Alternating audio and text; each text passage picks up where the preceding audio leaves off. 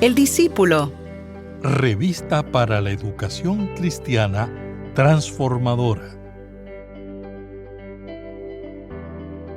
¿Qué valor tiene la oración tanto en nuestro plano personal como en la relación con las demás personas? ¿Reflejan nuestras acciones de amor de Dios y proyectan buenas noticias a las demás personas? ¿Cuán intencionales somos en interceder por sabiduría y revelación ante Dios? Reconociendo que Cristo es la cabeza de la iglesia, procuramos mantener la unidad en el cuerpo, afirmando la igualdad, sin que haya oposición basada en la arrogancia personal. En esta edición estaremos hablando sobre el cuerpo de Cristo. Mi nombre es Jesús Rodríguez Cortés, director del Instituto Bíblico Juan Figueroa Pierre y Tecnología en la Iglesia Cristiana Discípulos de Cristo en Puerto Rico. Y le invito a que juntos participemos de esta experiencia educativa. El discípulo. El discípulo. Una revista para la educación cristiana transformadora. Reciba un saludo cordial de parte de la Iglesia Cristiana Discípulos de Cristo en Puerto Rico, su pastora general, reverenda Hilda Robles Florán, y de su equipo de trabajo en el Centro Cristiano. Es mi privilegio poder acompañarles en este espacio de estudio de la Palabra de Dios. Y en el día de hoy estaremos trabajando la lección número 11 de la revista para la educación cristiana transformadora, El Discípulo, la cual lleva por título Somos el cuerpo de Cristo. El texto base se encuentra en Efesios, capítulo 1, los versículos 15 al 23, y el texto a memorizar dice de la siguiente manera: en el nombre del Padre, del Hijo y del Espíritu Santo. Que Él alumbre los ojos de vuestro entendimiento, para que sepáis cuál es la esperanza a la que Él os ha llamado, cuáles las riquezas de la gloria de su herencia en los santos. Damos gracias al Señor por su palabra y tengamos entonces una palabra de oración. Señor, en este día estamos agradecidos y agradecidas por tu amor infinito, por tus bondades, por tus actos de gracia para con nuestras vidas. En esta hora te pedimos que nos ilumines a través de tu palabra en cada una de nuestras formas de proceder ante la vida y dentro del cuerpo de Cristo. En el nombre de Jesús oramos y te damos gracias. Amén. Me gustaría que pudiéramos definir el término o el significado de revelación. La revelación es aquello que revela la gloria de Dios. Luego, vamos a ver a través de la Biblia que la revelación de Dios se da a través de la ley divina. Además, Dios se ha revelado a través de sus profetas que están incluidos en la Biblia. Finalmente, la revelación de Dios culmina en Jesucristo, ya que es Dios quien estaba en Jesucristo en forma humana. Dado que Cristo es la palabra viva de Dios, el Nuevo Testamento da testimonio de Él.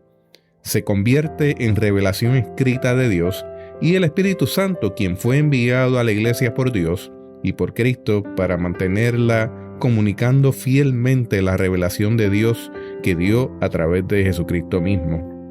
Teniendo entonces en consideración esta definición, me gustaría que pudiéramos visitar nuevamente el texto bíblico, pero ahora en una vista más amplia. Y habíamos mencionado que se encuentra en Efesios capítulo 1, los versículos 15 al 23. ¿Qué le parece si buscamos la palabra y la leemos juntos y juntas? La cual lee de la siguiente forma: Por esta causa también yo, habiendo oído de vuestra fe en el Señor Jesús y de vuestro amor para con todos los santos, no ceso de dar gracias por vosotros, haciendo memoria de vosotros en mis oraciones, para que el Dios de nuestro Señor Jesucristo, el Padre de gloria, os dé espíritu de sabiduría y de revelación en el conocimiento de Él, que Él alumbre los ojos de vuestro entendimiento, para que sepáis cuál es la esperanza a la que Él os ha llamado, cuáles las riquezas de la gloria de su herencia en los santos, y cuál la extraordinaria grandeza de su poder para con nosotros los que creemos, según la acción de su fuerza poderosa. Esta fuerza operó en Cristo, resucitándolo de los muertos y sentándolo a su derecha en los lugares celestiales, sobre todo principado y autoridad, poder y señorío, y sobre todo nombre que se nombra no solo debajo de este siglo, sino también en el venidero. Y sometió todas las cosas debajo de sus pies, y dio por cabeza sobre todas las cosas a la iglesia, la cual es su cuerpo, la plenitud de aquel que todo lo llena en todo. Bendito sea el nombre del Señor. Vea que en los primeros versículos, el 15 y el 16, nos dice: por causa también yo, habiendo oído de vuestra fe en el Señor Jesús y vuestro amor para con todos los santos, no ceso de dar gracias por vosotros, haciendo memoria de vosotros en mis oraciones. Así que vemos que en los Efesios dos cosas son memorables para Pablo. Lo primero, la fe de ellos en el Señor. Y lo segundo, lo es el ambiente de amor que prevalecía entre ellos. Veamos entonces que eso es efecto de la vida en Jesús. Amor y fe en el Señor. Para todos los cristianos y para todos los tiempos, el amor y la fe son fundamentales para mantener esta compostura que el mismo Cristo nos manda. Así que por la fe es que una persona puede reconocer a Jesús como su Señor, y por la práctica del amor es que puede obedecer los mandamientos de Dios como fueron resumidos por Cristo mismo. Y esos son los siguientes: amarás al Señor sobre todas las cosas y amarás a tu prójimo como a ti mismo, siendo el segundo. Pero en realidad aquí hay 3 mandatos. El primero es amar al Señor. Y fíjese que amar a su prójimo, pero hay uno tercero que poco se explora, y es el amarse a uno mismo, porque el amor de Dios llena todas las dimensiones de la vida, incluyendo el ser, el hacer, cómo es nuestro interior. La oración tiene que llevarnos también a escudriñarnos internamente. Para ver la importancia de la fe, veamos cómo se formó ese nombre del Señor Jesús, que Pablo y toda la iglesia cristiana usa. Jesús es el nombre dado originalmente al hijo de José y María, pero ese Jesús es el Cristo, el Hijo de Dios, el Señor de la vida. Así que es un conocimiento que vino como producto de la revelación de Dios, es la palabra de Dios encarnada. Y esa es la verdad que Pedro conoció sobre Jesús cuando afirmaba que no lo había aprendido por carne ni sangre, sino porque recibió ese conocimiento directamente de Dios. Y eso lo vemos en Mateo, ¿verdad? En el capítulo 16, versículo 17. Al acto de reconocer que Jesús es el Señor se le añadió una segunda virtud, que es la virtud del amor que Dios otorga. El amor al que se refiere aquí consiste en la práctica de la caridad, que es amor en acción. Y toda buena acción siempre es noticia. Buena noticia por definición en el Evangelio, ¿verdad? Así que vamos a ver que esa buena nueva sirve para la buena convivencia, que es de la cual se habla. También se habla del gozo y la alegría para todo. Ese gozo y esa alegría que surge como producto del servicio en amor. Pablo señala que la práctica del amor en los Efesios lo lleva a postrarse en oración de gratitud a Dios por ellos. Y esa conexión entre el testimonio de amor de los Efesios, la oración de Pablo, aquí es muy importante porque una cosa va con la otra. El amor se convierte en acción, y lo que nos une con Dios y lo que nos une con nuestros hermanos y nuestras hermanas. La falta entonces de la caridad nos separa. La práctica del amor, por el otro lado, nos une a la verdad, nos une de verdad. Y es por eso que vemos en Apocalipsis que el mismo Espíritu llama a la iglesia de Éfeso, la cual se había enfriado en el amor, a hacer las primeras obras. Por lo tanto, aquí un llamado de volver al primer amor. Los versículos 17 y 19 nos mencionan que la oración de gratitud de Pablo por los efesios pasó a ser una oración de gratitud de intercesión, según se aprecia en esos versículos. Son diversos los motivos por los que Pablo intercede por ellos y comienza pidiendo que Dios de nuestro Señor Jesucristo, el Padre de gloria, os dé espíritu de sabiduría y de revelación en el conocimiento de Él. La sabiduría viene de Dios y se recibe por medio de Jesucristo.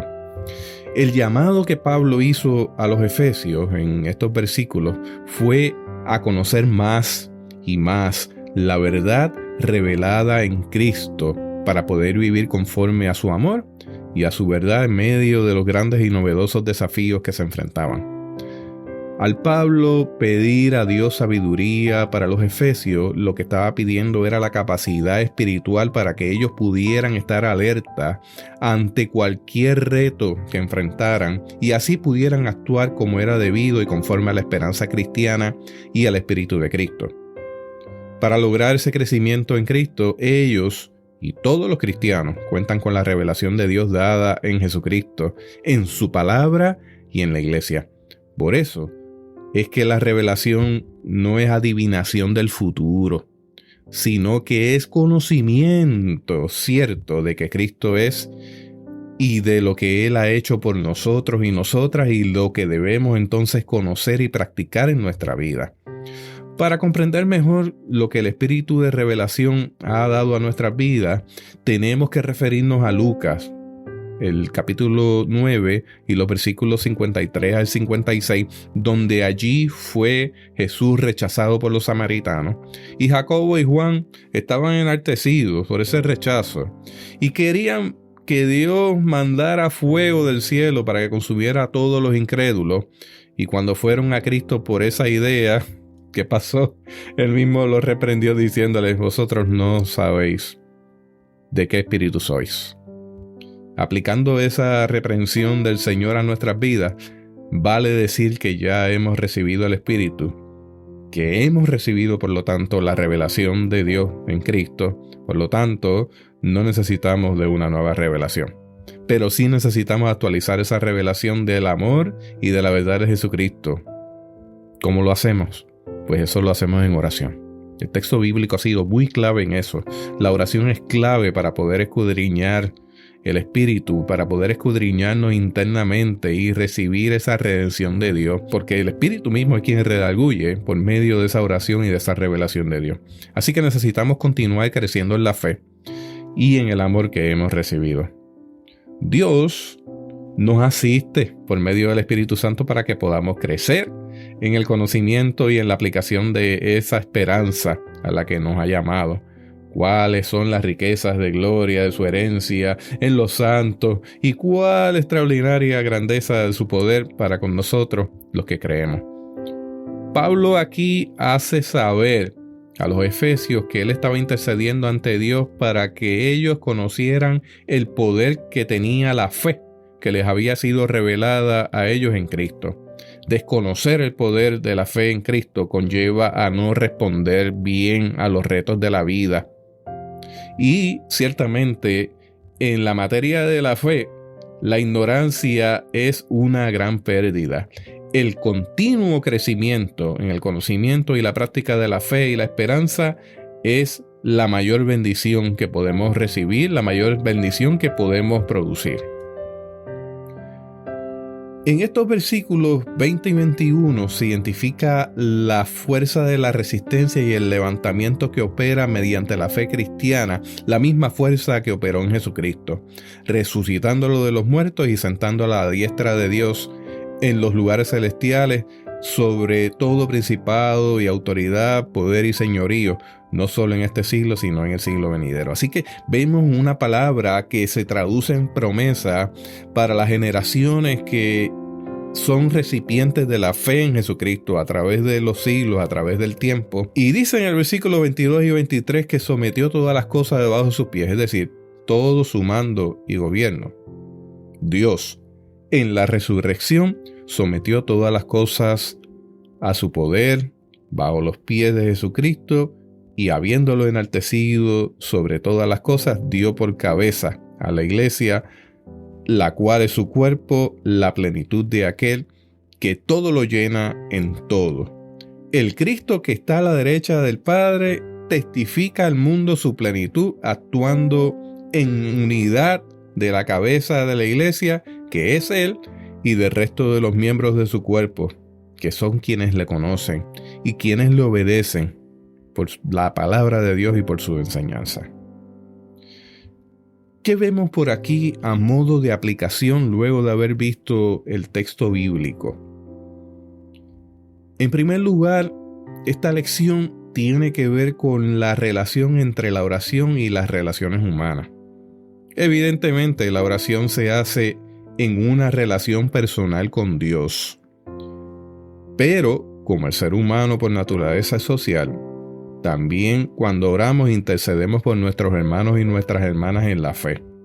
La voluntad de interceder en oración es fruto de la hermandad cristiana y se expresa en palabras como las que Pablo dice: no ceso de dar gracias por vosotros, habiendo dado memoria de vosotros en mis oraciones. La memoria, si no la hacemos, la perdemos. Esto es una práctica constante. Recordar las promesas de Dios y recordar también el compromiso que asumimos ante Dios en oración, de ser de bendición a toda persona a nuestro alrededor. Es por eso que esta relación con Dios es cruciforme. Es decir, que la cruz nos recuerda en ese ámbito vertical que tenemos una relación con Dios directa por medio de Jesucristo, pero que esa relación que está basada en un pacto de amor se traduce en bendición en ese ámbito horizontal de la cruz, haciendo partícipe a toda persona a nuestro alrededor de ese amor de Dios, como resultado de esa relación con Dios, de esa relación con uno mismo y de esa relación que se traduce hacia afuera, hacia la hermandad. Así que no debemos dejar que nuestra memoria se envanezca, se ponga vaga. Hay que ejercitarla de muchas maneras. Y la oración es uno de los ejercicios más fructíferos para avivar nuestra memoria. En la medida que Dios nos manda a amar a nuestro prójimo, nuestra oración es algo que está relacionada a la hermandad cristiana. La comunión, por lo tanto, es extensiva en una convivencia fraternal con todos los demás hermanos y hermanas en la fe. Así que no es correcto, ¿verdad?, pensar o preguntar cuántos son las intercesiones que uno hace o cuántos hermanos y hermanas uno tiene en consideración en la oración. Más bien es la pregunta personal de cómo acompañamos a aquellos y aquellas en necesidad por medio de las oraciones y además de las oraciones, acciones concretas. ¿Los frutos de nuestra fe están en consideración? Claro que sí. Pablo describe que la iglesia de Éfeso era una comunidad cuya fe se hace oír. Otra forma de decir esto es que una iglesia en la cual se producen buenas nuevas es una iglesia que genera y publica buenas noticias en la comunidad. Necesitamos entonces siempre considerar cómo hablan esas acciones en comunidad, en la calidad de vida y en la calidad de los feligreses. No solamente de las cuatro paredes, la comunidad en pleno, la gente que está en los alrededores. ¿O será que hay iglesias que operan como un culto privado en su comunidad y la comunidad no le conoce? A modo de aplicación también vemos que las virtudes divinas que Dios provee a los creyentes permiten que se llenen del poder necesario para crecer espiritualmente y comportarse como gente cristiana en su manera de vivir. Esto habla de una ética cristiana del reino de Dios. Cómo se traduce en actos de bondad ese reino de Dios en el aquí, en el ahora y en el futuro. Así que la primera virtud es la fe en Cristo, que la Biblia define como un don de Dios. En Efesios 2:8 nos dice que por gracia sois salvos por medio de la fe, y esto no es de vosotros, pues es don de Dios.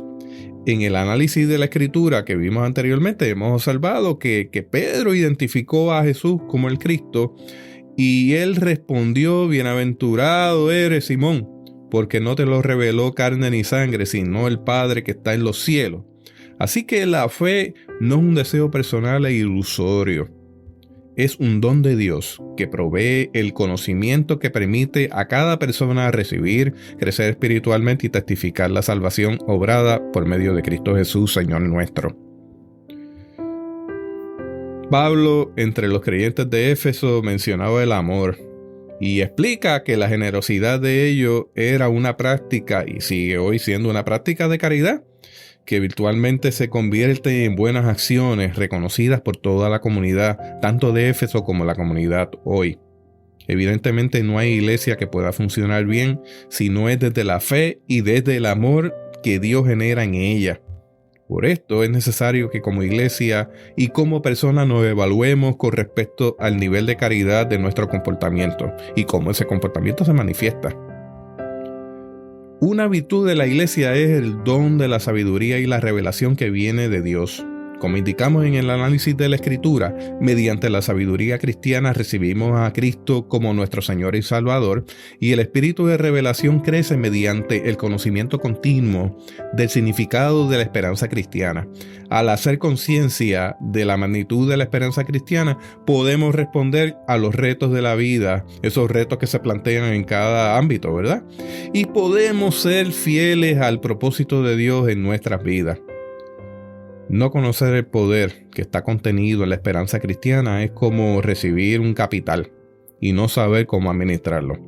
Ese fue el caso de Saúl, que vimos en la lección anterior, quien por desconocer el valor de su primogenitura la cambió por un reluciente pero pasajero guisado. Acá en Puerto Rico le llamamos un sancocho. Sin esperanza, la fe no dura ni funciona.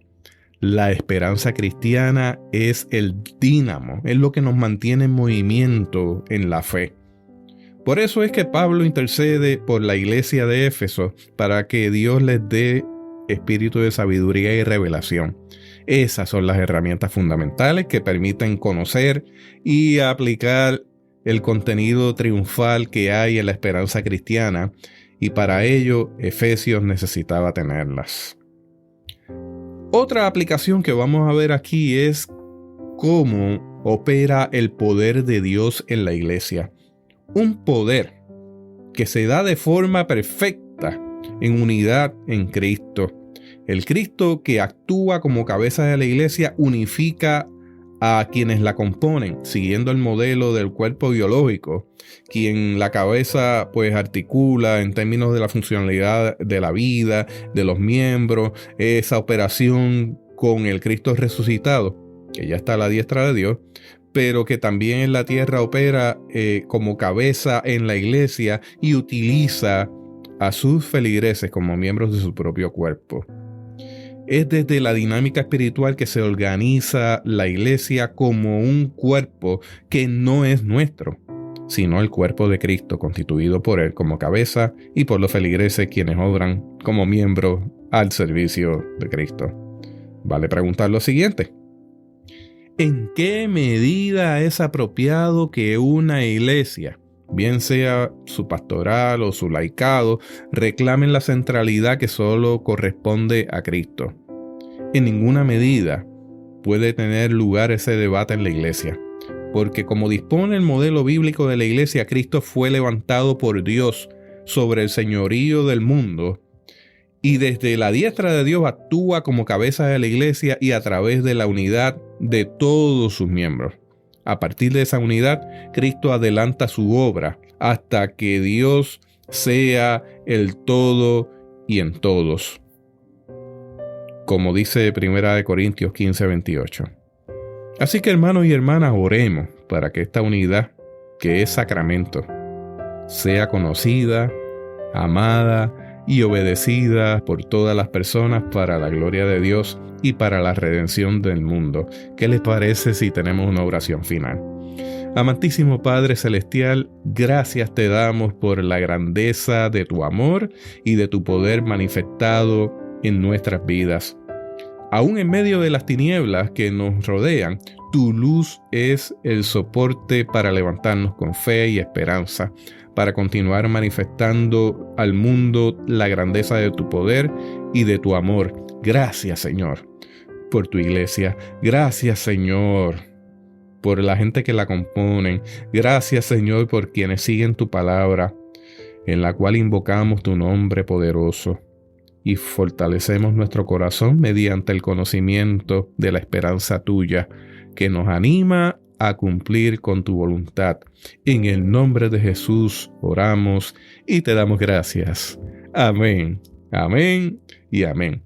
Les habló Jesús Rodríguez Cortés, director del Instituto Bíblico Juan Figueroa Unpierre y de Tecnología en la Iglesia Cristiana Discípulos de Cristo en Puerto Rico. Que la paz y la gracia de nuestro Señor Jesucristo sea con ustedes.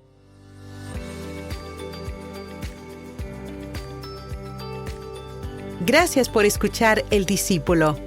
Revista para la educación cristiana transformadora.